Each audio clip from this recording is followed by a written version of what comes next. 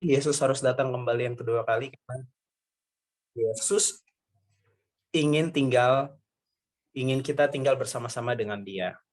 Begitu besar cintanya, sebuah cinta yang nggak bisa jauh, jadi harus datang dan harus tinggal bersama. Kayak gitu ya, sederhananya seperti itu. Nah, kita akan masuk di pelajaran yang kedua mengenai prinsip kedatangan Yesus yang kedua kali. Jadi sebelum kita lanjut, saya undang sekali lagi kita berdoa dan kita boleh bersiap untuk dengarkan pelajaran singkat ini. Kita sama-sama berdoa.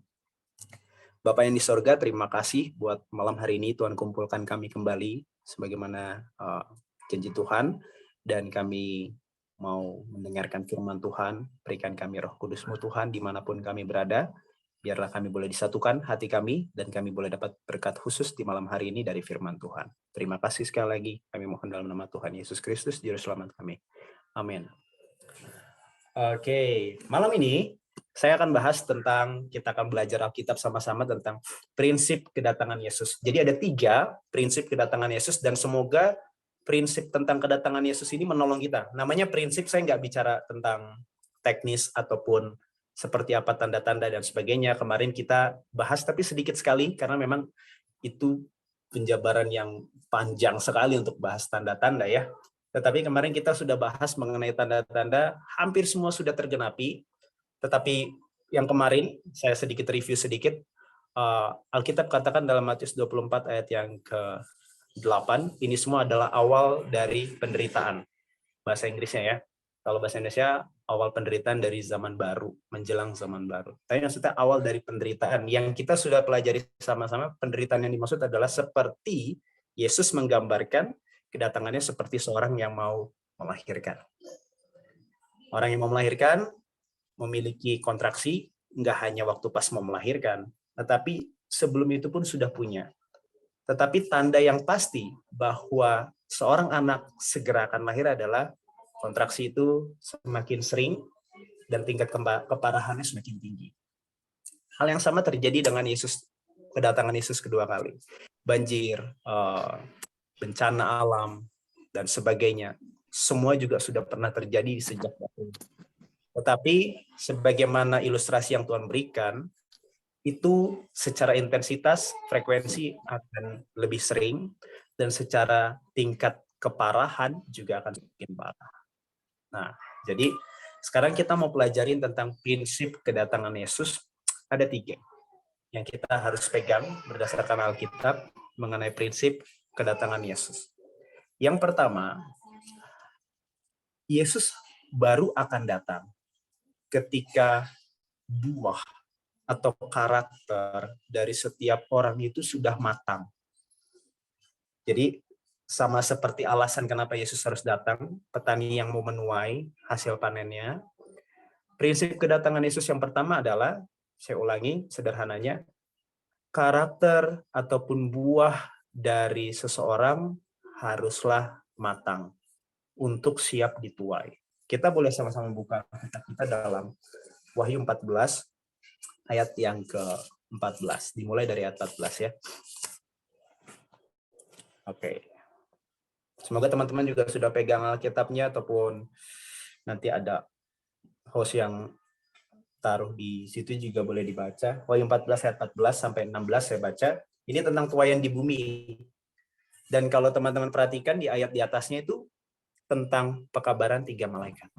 Jadi tepat setelah pekabaran 3 malaikat selesai lalu ditutup, baru ayat 14, dan aku melihat sesungguhnya ada suatu awan putih dan di atas awan itu duduk seorang seperti anak manusia dengan sebuah mahkota emas di atas kepalanya dan sebilah sabit tajam di tangannya.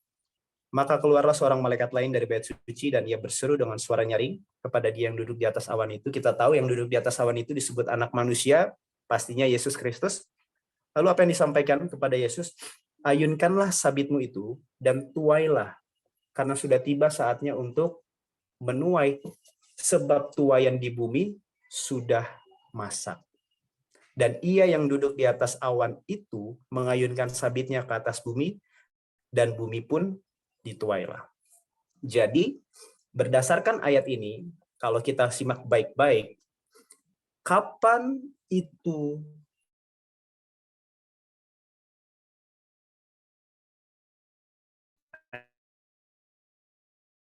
untuk menuai. Jadi kalau kayak petani kan ada waktunya menabur, ada waktu menuai. Mungkin dia akan mulai tabur itu di awal dari musim hujan, lalu dia akan tuai itu di akhir dari musim hujan itu, gitu. Nah, ini karena sudah tiba saatnya untuk menuai, kapan itu masa menuai? Kalimat berikutnya kata, sebab tuaian di bumi sudah masak. Jadi seseorang baru akan menuai kalau buahnya matang. Bukan begitu ya? Kalau buahnya belum matang, akankah dituai? Apakah akan dituai? Jawabannya tidak. Begitu. Dan karena buahnya sudah matang, baru dituai. Dan ini prinsip kedatangan Yesus yang pertama. Buah atau karakter setiap orang harus matang, baru bisa dituai. Kalau belum matang, belum bisa dituai. Artinya Yesus belum datang. Dan ini bukan hanya teraplikasi ataupun hanya untuk orang baik aja. Kita lanjut ayat 17 sampai 20 dan seterusnya ya. Dan seorang malaikat lain keluar dari bait suci yang di sorga, juga padanya ada sebilah sabit tajam, dan seorang malaikat lain datang dari mesbah, dan ia berkuasa atas api, lalu berseru dengan nyaring kepada malaikat memegang sabit tajam itu, katanya, ayunkanlah sabitmu yang tajam itu. Jadi ada 2 kali perintah di situ ya. Pertama ke anak manusia tadi, yang satu ke malaikat lain, ayunkan sabitmu yang tajam itu dan potonglah buah-buah pohon anggur di bumi, karena buahnya sudah masak. Jadi ada lagi buah yang lain yang masak. Selain yang di atas tadi juga sudah masak. Jadi ada 2 jenis, ada 2 jenis panenan di sini. Ada 2 jenis buah, yang satu masak, satu juga masak. Lalu ayat 19, lalu malaikat itu mengayunkan sabitnya ke atas bumi dan memotong buah pohon anggur di bumi dan melemparkannya ke dalam kilangan besar, yaitu murka Allah. Dari sini kita tahu, oh ternyata ini ada buah yang jelek tapi matang. Karena ditaruh ke murka Allah. Yang di atas berarti adalah tuaian buah yang baik. Jadi ini menunjukkan bahwa bukan hanya orang baik yang buahnya akan matang. Orang jahat pun harus matang juga kejahatannya. Ini yang disampaikan oleh Alkitab. Barulah kalau semua buah sudah masak ya, bahasa Alkitab masak, kita matang aja lah bahasa sehari-hari. Kalau semua buah sudah matang, baik itu buah yang baik, entah itu buah yang baik atau entah itu buah yang jahat, barulah tiba saatnya musim menuai. Kedatangan Yesus yang kedua kali. Dan saudara bisa temukan di ayat lain juga. Contoh misalnya kita nggak akan buka ayatnya, Wahyu 22 ayat 11. Dikatakan di sana, barang siapa benar, hendaklah ia terus benar, kayak gitu ya. Suci, hendaklah semakin suci. Barang siapa jahat, semakin jahat. Itu salah satu ayat yang menunjukkan bahwa di akhir zaman, nggak ada orang yang setengah-setengah gitu. Bukan pilih. Maksudnya jatuhnya akan dua kelompok. Entah dia akan menjadi orang yang betul-betul ikut Tuhan, atau entah dia akan jadi orang yang tidak ikut Tuhan sama sekali. Oke, jadi ini prinsip pertama, bahwa dalam kedatangan Yesus, prinsip yang pertama adalah buah dari setiap orang, tabiat dari setiap orang, entah itu baik, entah itu jahat, harus matang terlebih dahulu agar siap dituai. Oke. Sampai sini semoga bisa diikuti ya. Lalu yang kedua, prinsip dalam kedatangan Yesus yang kedua kali. Yang kedua adalah ini yang positif ya, yang indah sekali, bahwa Tuhan menghendaki setiap orang selamat.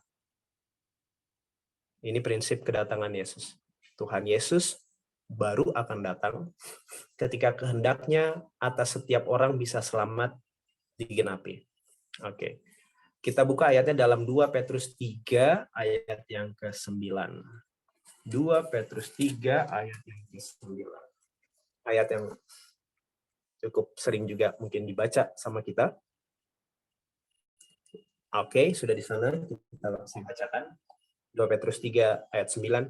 Tuhan tidak lalai menepati janjinya, berbicara tentang kedatangan Yesus, karena di ayat awal dari pasal ini, Ada pengejek-pengejek yang bilang, oh apa itu berita tentang kedatangan Yesus, katanya udah mau datang, tapi sejak nenek moyang kami nggak datang-datang, kayak gitu ya. Baru ayat 9 ini berbunyi, Tuhan tidak lalai menepati janjinya sekalipun ada orang yang menganggapnya sebagai kelalaian.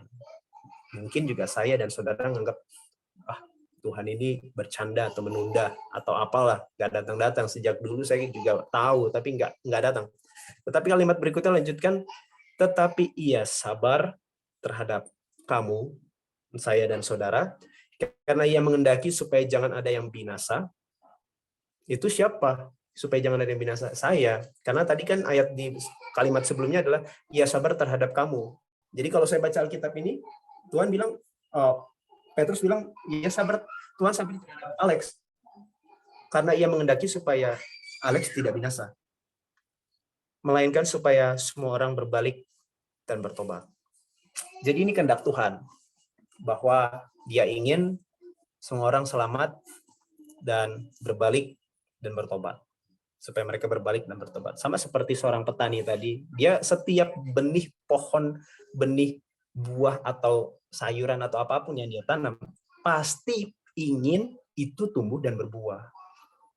Dia akan lakukan terus apapun yang bisa, pupuknya kurang ditambah, atau perlu diganti tanahnya, semua diganti. Dia akan lakukan apapun. Tapi ya sabar terhadap kita.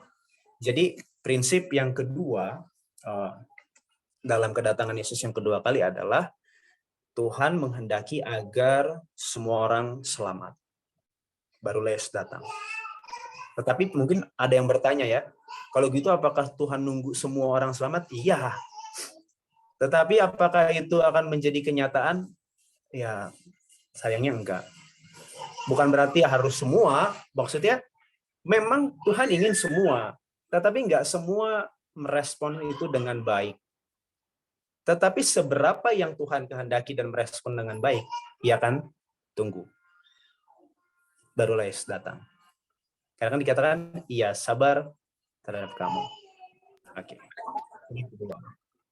Dan yang ketiga, prinsip kedatangan Yesus kedua kali, yang ketiga adalah kedatangan Yesus ke dunia ini yang kedua kali tidak bergantung kepada waktu apapun, hitung-hitungan waktu manapun, pembuatan waktu manapun yang ada dalam Alkitab, tetapi bergantung kepada pekerjaan, apakah sudah selesai atau tidak. Mungkin cukup panjang kalimatnya, tetapi saya maksudkan adalah seperti ini. Kita boleh buka dalam kitab Wahyu pasal yang ke-10. Ini prinsip yang ketiga dalam kedatangan Yesus, bahwa kedatangan Yesus tidak didasarkan atas waktu. Mungkin ada yang bilang tahun tertentu atau kapanpun, enggak. Tetapi berdasarkan apakah misi yang dia berikan kepada umat itu udah selesai atau belum, tugasnya beres atau enggak. Jadi enggak ada waktu. Ini kayak ujian, enggak ada timernya, tapi berdasarkan sudah selesai atau tidak. Wahyu 10 ayatnya yang ke-5 dan 6. Dan malaikat yang kulihat berdiri di atas laut dan di atas bumi mengangkat tangan kanannya ke langit. By the way, ini memang isi pasalnya memang namanya di Wahyu ya, banyak simbol dan segala macam. Kita nggak punya waktu untuk bahas ini, dan saya jabarkan ini, tetapi sederhananya saya mau sampaikan langsung to the point aja, nanti saudara bisa uji sendiri. Wahyu 10 ayat 5, malaikat yang kulihat berdiri di atas laut dan di atas bumi mengangkat tangan kanannya ke langit. Ini adalah Yesus Kristus. Oke, dan 6. Dan ia bersumpah demi Dia yang hidup sampai selama-lamanya, yang telah menciptakan langit dan segala isinya, dan bumi dan segala isinya, dan laut dan segala isinya, katanya. Jadi dia bersumpah demi Allah yang hidup, demi Dia yang hidup. Ya, dia bersumpah demi dirinya sendiri karena dialah Allah itu. Katanya tidak akan ada penundaan lagi. Terjemahan lain katakan bahwa tidak ada lagi waktu, tidak ada lagi perhitungan. Sederhananya seperti itu. Tidak ada lagi perhitungan sejak dia mengatakan ini. Kembali saya nggak punya waktu untuk jabarkan sejak tahun 1844, tapi ini pelajaran lain. Tetapi yang mau disampaikan adalah sejak akhir zaman ini tidak ada lagi hitung-hitungan dalam Alkitab yang bisa menunjukkan kapan Yesus akan datang.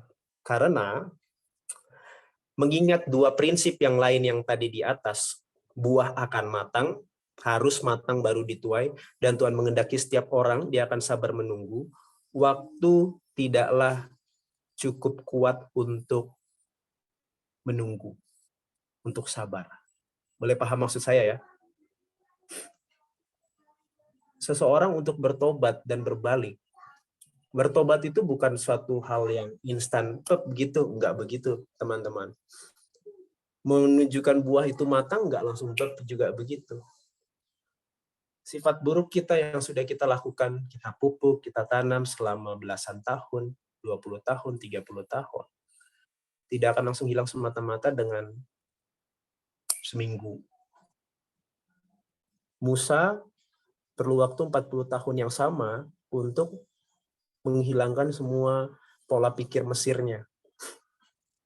Itu sebabnya kenapa prinsip yang ketiga ini, kedatangan Yesus tidak didasarkan atas waktu. Karena waktu tidak cukup mampu untuk menolong setiap orang bisa selamat, dan waktu tidak cukup mampu untuk membuat buah setiap orang matang. Yang bisa membuat buah orang matang dan setiap orang selamat, kesabaran Tuhan, itu hanyalah kasih Tuhan. Hanya kasih Tuhan yang cukup mampu untuk menunggu begitu lama. Karena kalau kita pasang waktu di situ, waktu itu kan habis. Dan buah itu belum matang. Dan orang yang sudah mau hampir sampai pintu, bayangkan dia udah mau sampai ke pintu, tapi karena waktunya habis ditutup pintunya. Crack. Sangat menyedihkan. Yang saya tahu dari Alkitab, Tuhan kita nggak seperti itu. Tetapi kedatangan Yesus yang kedua kali bukan didasarkan atas waktu, melainkan didasarkan atas selesainya pekerjaan yang Tuhan berikan. Matius 24 ayat yang ke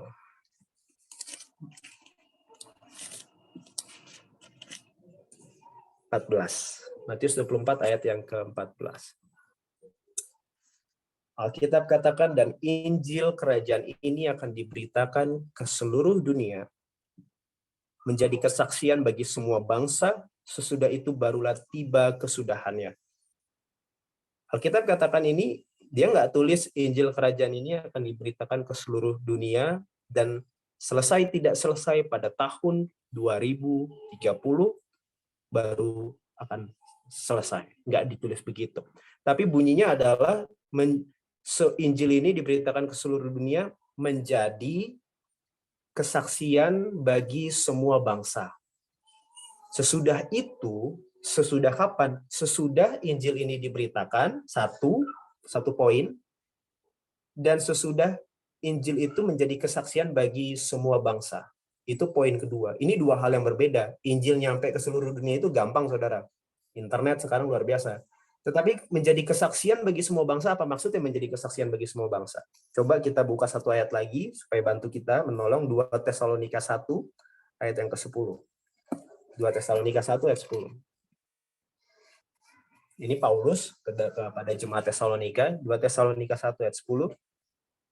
Apabila ia datang, Yesus pada hari itu, berbicara kedatangan Yesus kedua kali, untuk dimuliakan di antara orang-orang kudusnya, yaitu umat-umatnya, dan untuk dikagumi oleh semua orang yang percaya. Sebab kesaksian yang kami bawa kepadamu telah kamu percayai. Pertanyaan, kesaksian model apa yang dibawa Paulus sama teman-temannya kepada jemaat Tesalonika, atau mungkin jemaat-jemaat yang lain? Apakah hanya sekedar firman? Tidak. Tapi yang dimaksud adalah kehidupan dari Paulus. Teman-teman bisa baca surat-surat Paulus. Banyak orang bilang, banyak anggota-anggota jemaat di sana yang melihat kehidupan Paulus dan terberkati. Oke. Jadi yang dimaksud kembali ke Matius 24 ayat 14, poin pertama, Injil ini akan sampai diberitakan ke seluruh dunia. Yes. Lalu yang kedua, harus jadi kesaksian bagi semua bangsa, baru tiba kesudahannya. Jadi kembali, prinsip yang ketiga, kedatangan Yesus yang kedua kali tidak didasarkan atas waktu, tetapi didasarkan atas selesai tidaknya pekerjaan itu. Dan ini tiga-tiga ini saling berhubungan. Karena kesaksian itu artinya kan Injil itu menjadi hidup kita, dan artinya buahnya matang, dan orang bisa menjadi melihat, dan barulah tiba ke kesudahan. Oke. Nah, dari tiga prinsip ini, mungkin semoga ini boleh dipahami.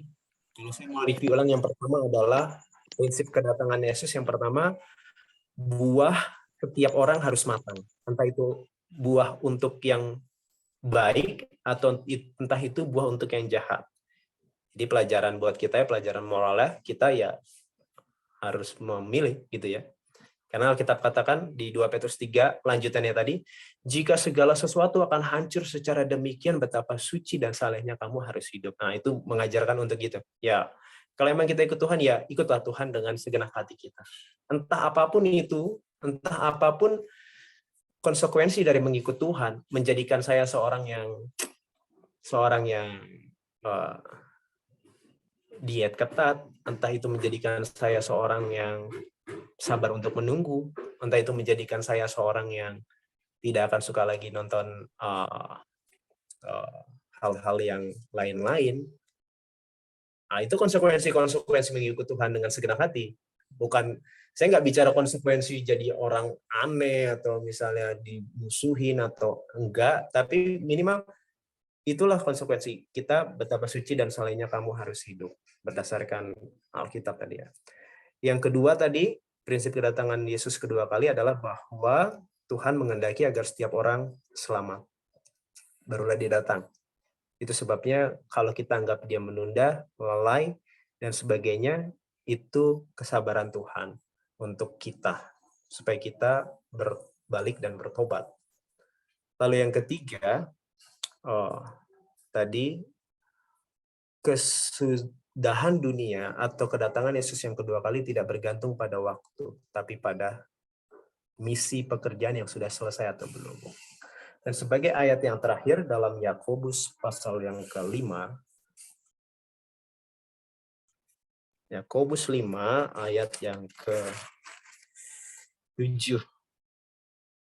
dan 8. Yakobus 5 ayat yang ke-7 dan 8. Alkitab katakan, karena itu saudara-saudara, bersabarlah sampai kedatangan Tuhan. Sesungguhnya petani menantikan hasil yang berharga dari tanahnya. Jadi saudara bisa bayangkan kalimat ini, petani menantikan hasil yang berharga dari tanahnya. Siapa petani yang dimaksud nih? Memang ini berbicara secara umum, tapi dalam konteks pembelajaran kita, siapa petaninya? Yesus Kristus. Dia menanti hasil yang berharga dari tanahnya, dan ia sabar sampai telah turun hujan musim gugur, hujan yang awal, dan hujan musim semi, hujan yang akhir, untuk menumbuhkan, mematangkan buah itu. Ayat yang ke-8, kamu juga harus bersabar. Jadi kalau Yesus harus bersabar, kita juga harus bersabar dan harus meneguhkan hatimu, karena kedatangan Tuhan sudah dekat. Nah, mungkin ada yang berpikir dari prinsip-prinsip tadi seakan-akan memberikan gambaran bahwa Yesus datang masih lama. Tapi enggak. Kalimat ayat terakhir ini memberikan penjelasan yang jelas. Kita harus bersabar dan harus meneguhkan hati karena kedatangan Tuhan sudah dekat. Alkitab katakan selalu dekat, dekat, dekat. Mungkin pernah nggak berpikir kenapa selalu dibilang dekat? Padahal udah dari zaman orang lain, orang tua ataupun kakek nenek kita. Dekat karena sederhananya hidup kita nggak lama. Entah Yesus datang tahun kapanpun, kalau saya mati besok atau minggu depan, kalau saya bangkit, hal yang saya lihat berikutnya adalah kedatangan Yesus. Jadi itu dekat, ya memang dekat, karena hidup kita nggak lama. Jadi nggak usah pusing dengan kapan Yesus datangnya, karena memang hidup kita nggak lama, hidup kita singkat, itu sebabnya kedatangan Tuhan itu dekat sekali dengan kita. Nah, dari sini, semoga memberikan kepada kita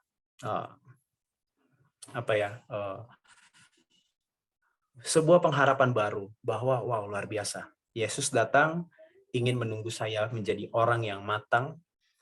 Yesus baru akan datang karena dia sabar terhadap saya dan menantikan pertobatan, dan saya berbalik kepadanya. Dan Yesus datang karena menunggu kita untuk menyelesaikan misi itu.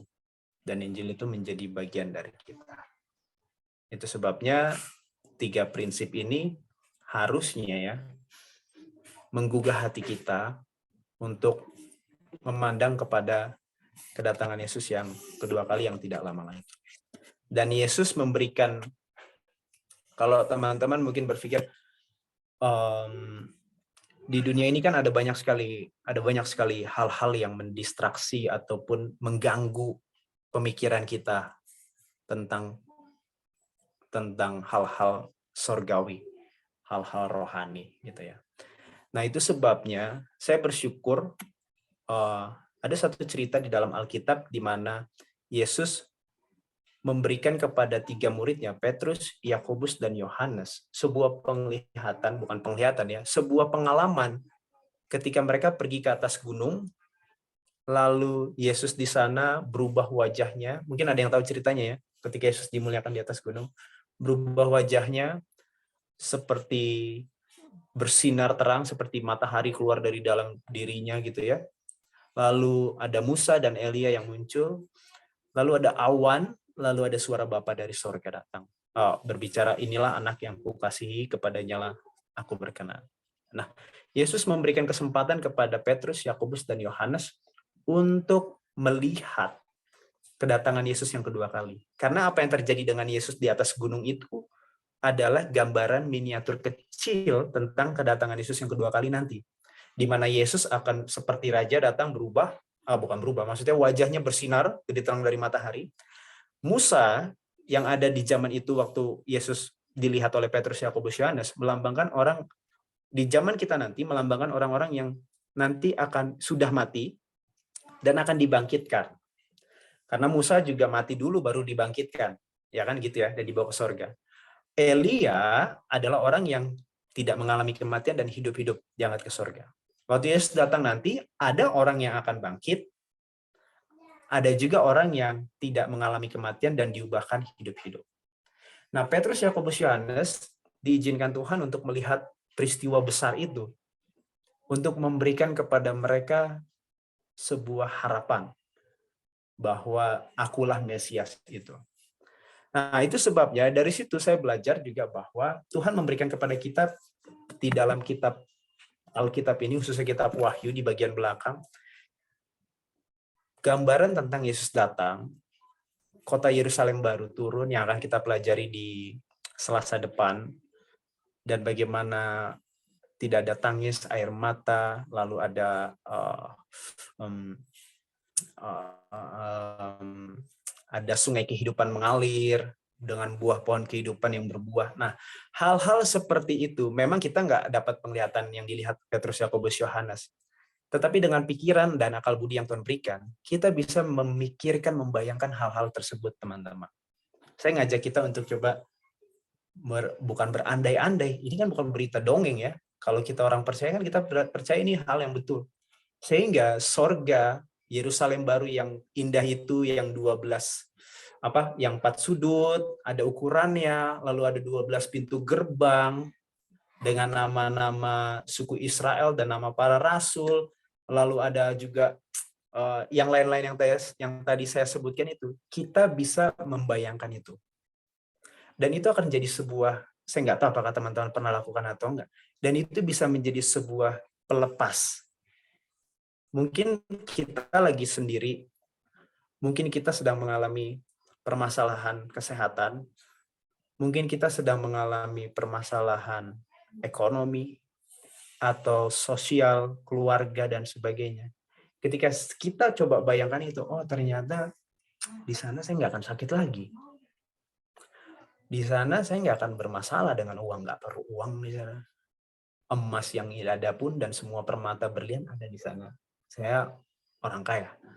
Ketika kita berada dalam keadaan yang berkekurangan mungkin, ataupun berkecukupan tapi ingin lebih, atau hal-hal lain yang kita sedang alami sekarang, Tuhan sebetulnya memberikan kesempatan bagi kita untuk seperti Petrus, Yakobus, Yohanes memandang kepada perkara itu.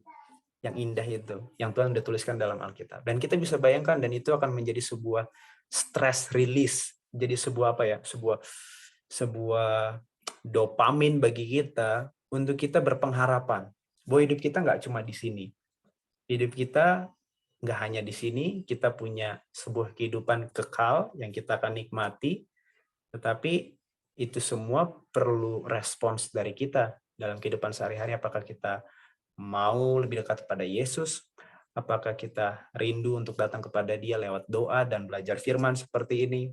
Apakah kita lebih menyukai hal-hal yang sifatnya rohani ketimbang hal yang sifatnya dunia? Dan itu semua kita perlu lakukan supaya hidup kita di dunia ini pun lebih bermakna dan lebih memiliki daya tarik yang orang dunia sekarang sedang pada cari, di mana mereka nggak punya kelepasan yang sebetulnya kita miliki, tapi kita belum pernah guna. Oke, jadi itu sedikit panggilan dan juga ajakan untuk kita membayang-bayangkan Yerusalem baru, membayang-bayangkan Yesus datang kedua kali dengan segala kemegahan dan segala hal-hal yang sudah dituliskan dalam Alkitab. Ikut aja apa yang ada tertulis di situ, dan itu menjadi sebuah berkat bagi kita. Dan itulah cara Tuhan untuk menguatkan Petrus, Yakobus, dan Yohanes untuk tetap mengikut Dia dalam misinya. Dan itu juga yang bisa menguatkan kita, menolong kita untuk bisa tetap dekat dengan Yesus dalam segala himpitan duniawi yang ada di sekeliling kita setiap hari. Jadi semoga 3 prinsip tentang kedatangan Yesus ini boleh memberikan harapan bagi kita yang jauh dari Tuhan, ataupun bahkan yang merasa dekat dari Tuhan padahal jauh. Ya, ini memberikan kita sebuah pemikiran bahwa ternyata buah saya itu belum mungkin saya rasa itu bagus, tapi belum matang. Karena sabar saya hanya 10 menit. Sementara salah satu buah roh, sabaran itu ya seperti Yesus. Itu juga bagi kita yang merasa mungkin dekat sama Tuhan padahal belum. Atau yang jauh daripada Tuhan, ternyata Tuhan sabar. Dia sabar kepada saya, menantikan dan menunggu saya. Jadi 3 prinsip ini boleh menolong kita dalam kehidupan kerohanian kita di hari-hari berikutnya. Terima kasih, Tuhan Yesus memberkati.